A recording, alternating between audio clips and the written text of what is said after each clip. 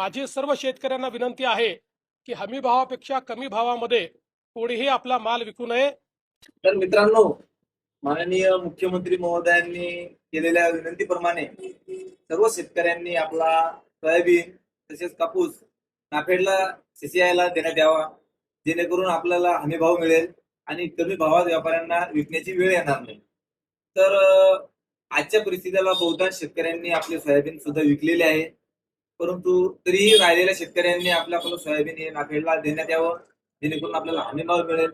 तसेच माननीय मुख्यमंत्र्यांना आमची विनंती राहील की माननीय मुख्यमंत्री महोदय, आपण ज्या पद्धतीने विनंती करून शेतकऱ्यांना सांगत आहात की आपला कापूस सोयाबीन हे नाफेडला देण्यात यावं, त्याचप्रमाणे आपण जर एखादा असा कायदा काढला की जेणेकरून हे सोयाबीन कापूस व्यापाऱ्यांना सुद्धा हमी भावाने खरेदी करावं लागेल, असा जर एखादा कायदा काढला तर शेतकऱ्यांना आपल्या हमी भाव खरेदीच्या नाफेडला वाट बघण्याची वेळ येणार नाही।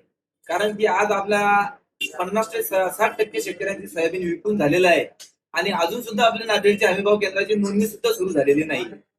तर अशा परिस्थितीमध्ये आपण एखादा असा कायदा आणावा की जेणेकरून आपल्याला शेतकरी बांधवांना जे सोयाबीन विकतात ते मार्केटमध्ये, तर त्यांचं सोयाबीन व्यापाऱ्यांनी सुद्धा हमी भावानेच खरेदी केलं पाहिजे आणि त्याच वेळेस आपल्या शेतकऱ्यांना हमी भाव मिळेल आणि शेतकरी सुद्धा जगेल।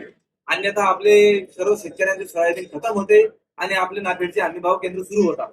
तर शेतकऱ्यांजवळ तेवढी ऐपत नसते, त्याचमुळे शेतकरी आपला हवालदिल होऊन जात असतो। तर या गोष्टीचा विचार करून मुख्यमंत्री महोदयांनी असा एक कायदा आणावा की सर्व व्यापाऱ्यांना सक्तीने हमी भावापेक्षा कमी भावाने सोयाबीन कापूस सर्व डाळ धान्य शेतकऱ्याचे माल हा हमी भावापेक्षा कमी भावाने कोणीही खरेदी करू नये, यावर आपण सक्ती करावी अशी आमची शासनाला विनंती आहे।